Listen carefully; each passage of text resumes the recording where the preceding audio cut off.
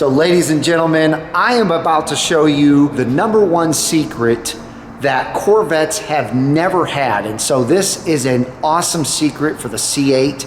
So here it goes.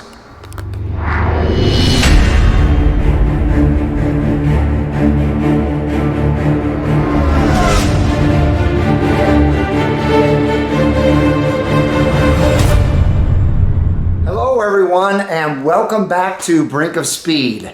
My name is Mike, and today I'm going to be giving you the C8 secrets that you can't do without. I've already made a video just like this for the C7, and everybody really liked it and enjoyed it, and I gave you some things that a lot of people didn't know about, and I'm going to do the same thing for the C8 today, because that right there is my new Corvette, and I've learned quite a bit about it, and so I want to give you guys a few things that I consider things that you can't do without if you own a C8. So before I get started though, I wanted to say one thing real quick. I appreciate each and every one of my Brink of Speed community members and family. We are at 19,300 family members. We're coming up on 20,000. My goal was to hit 20,000 by April 16th, and we've got about, what, 11 days till then. So hopefully we can get another 700 subs between now and then. But anyway, I just wanted to say I appreciate each and every one of you, but let's go for a ride. All right, so here we are on the road, and this is going to be very similar to the way my last one started, but I find it interesting that in an automatic, the A8 in my 2015 Z06, it had these two abilities that I'm about to show you, and then the dual clutch, the brand new 8-speed dual clutch, has the same exact ability, which I didn't think it would. I figured you'd have to go to manual mode and do your thing in manual mode, or just, you know, figure whatever out you're gonna figure out in auto mode. But I'm going about 65 miles an hour right now, and just say like some guy comes up next to me in a fast car, wants to race. I don't feel like going to manual mode. I don't feel like using the paddle shifters. I can again nail the gas, and then woohoo, it's ready to go. So you just mash the gas, it drops it down into the right gear that you know you want to be in to have maximum power and launch, and you're good to go. You just mash it down, do that, and then floor it, and you've got a race. Now the second thing that you can do, and I'm going to use my paddle shifters to get down into 8th gear, and I'll get back to about 65 miles an hour, is same as the C7. You can hold in the left paddle shifter and do the exact same thing. Now it's shifted for some reason. I'm going to leave it in 8th. Okay, I'm going to be going 70 miles an hour here. Hold down the left and get going, just like you do mashing the gas. But this one's a little more predictable, but it just depends on which way you want to go. Some people are going to be more comfortable using the paddle shifter route. Some people, because I mean, that way you have a little more control over it. If you mash the gas real quick, they're going to think, the guys next to you are going to think that maybe you're ready to go, and they might jump the gun. But if you just pull that left paddle in, you're not, you know, lurching forward at all. So that's my first thing that I wanted to point out to each and every one of you. That is a secret driving tip for the C8 that you cannot do without. All right, so the next thing that I'm going to show you, I'm going to have to set the camera down. It's a long story. This camera broke. I have no way of mounting it right now, but you'll be able to see on my PDR and on the GoPro that I have mounted to the dash area what I'm able to do. But one thing that's most people probably know, but there's probably some people out there that don't know this, and that is that you can pull in both paddle shifters and it's in neutral now. As you can see, I'm able to rev just like I'm sitting somewhere still and in neutral. And I never have to hit this button here, which is the neutral button. I can pull that back into drive and pull both paddle shifters and I'm in neutral. And then you let go of them and you're back in drive. So that is the second secret that I wanted to talk to you guys about and inform you of. Like I said, there's probably plenty of people out there that know about that, but there's probably plenty of people out there that don't. All right, ladies and gentlemen, the next secret that I have for you is setting up my mode and Z mode to fit exactly how you want them to look, feel, act while you're driving. And so I want to show you that because it's really, really cool that you can have my mode set up for your daily driving and then Z mode set up so that when you want to kind of race around and have all the street performance that you want, you just press the Z mode button right here and it changes everything. So I'm going to go into the settings here and show you exactly how to get, let's see. All right, so we're gonna go to settings, we're gonna go to vehicle, we're gonna go to my mode. And on here, you can change the, as you can see, the engine sound I have on tour, and you can change it to any of those, stealth, sport. I mean, I can change it to stealth. Steering, I have it on sport. Suspension, I have it on tour. That makes it plush, but you can put sport or track. And then brake response, I have on sport because I still want it to have great brake response. So that's my mode. So when I switch this over to my mode, as you can see, now all of that is set to how I like it.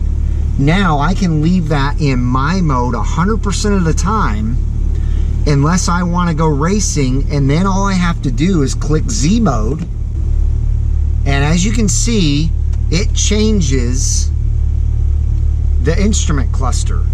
So let's go out of Z mode and go ahead and click on Z mode on here, and as you can see, you can change all of the stuff on here.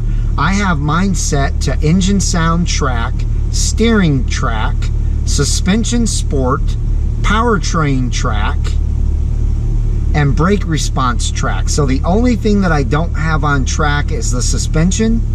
So basically, that is going to be the difference in my car. When I do go to a track, I won't use Z mode, I'll put it in full on track mode, because then you get the suspension of the track performance also. So those two things are the next secrets that I wanted to reveal to you. Again, a lot of you probably already know about my mode and Z mode, but it's really cool how you get to set them up and have them catered exactly to the way you want to drive when you're in my mode and when you're in Z mode. Okay, the next secret that I'm going to go over has to do with the PDR. And I don't understand why they would ever have a couple of different video recording settings. But look at this. They have a 480p and a 1080p. Who would ever pick 480p? I mean, nowadays, that just looks like straight trash. So you never want to click that. You always want it to be on 1080p so that you have a high quality PDR. When you look at the overlay and the preview, you're looking at an absolute gorgeous 1080p full high resolution picture.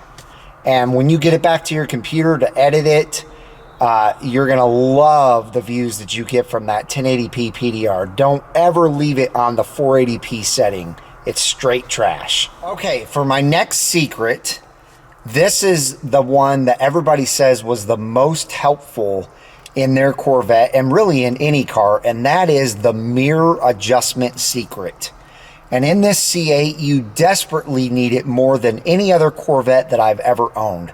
I've had a C5 a C6 a C7 and now this C8 Stingray. And this has the most blind spots, even though you do have blind spot protection and you do have the rear view camera mirror. It's still always a good thing to set your mirrors properly. So I'm going to show you how to do that real quick. And make sure you follow my steps perfectly so that you get them set up perfect for yourself. Okay, so as you can see here, I've got my mirrors set the way that most people would have their mirrors set, where you can barely see the edge of the car, and people think that's going to keep you safe because you somehow will be able to see your blind spots.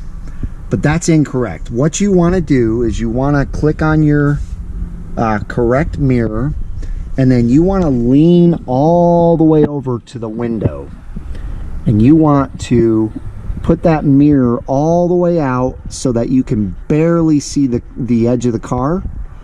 And now it's set properly. So when you come back to your seating position and your head's away from this window, you come back over here, you're going to see every single car that's in your blind spot. So when that blind spot protection lights up, you're going to see a car there, and that's super important. Now, next you're going to want to click on the right mirror, and this one I have currently set up so that you can barely see the edge of the car. But what you want to do, and that's from this position, you want to lean your head all the way over to the center console area, and then you want to take that mirror and you want to adjust that all the way out so you can barely see the edge of the car, with your head in the center area like this. Again, with your right mirror set up that way, now all of a sudden when you're looking over there and your blind spot protection light is on, you're definitely going to see a car in that mirror. This all-around protection that the C8 gives you with your rear view camera mirror, as long as you're able to use that, the blind spot protection in each of your side mirrors, and then adjusting your mirrors that way, you'll never sideswipe a car, you'll never almost get over into a car ever again. So make sure you set your mirrors properly. That way you can drive the C8 very safely around other cars and never worry about hitting a car from the side ever. Also, with the mirrors, this is a bonus secret that I wanted to go over real quick. Right here on the mirror button, below the adjustments, you have a big button right here. This, if you're in a drive-through and you're getting close to the edge of the wall, or maybe an ATM or something like that, just press this button and both your mirrors fold in very nicely, and all of a sudden you have more room on either side. Probably most of the time it's just going to be on the left side, but you have more room that you can get closer to the ATM or at a drive-through restaurant. That's a bonus secret for you. So ladies and gentlemen, I'm about to show you the #1 secret that Corvettes have never had, and so this is an awesome secret for the C8. So here it goes. If I take the remote and I double click the unlock button, watch what the windows do.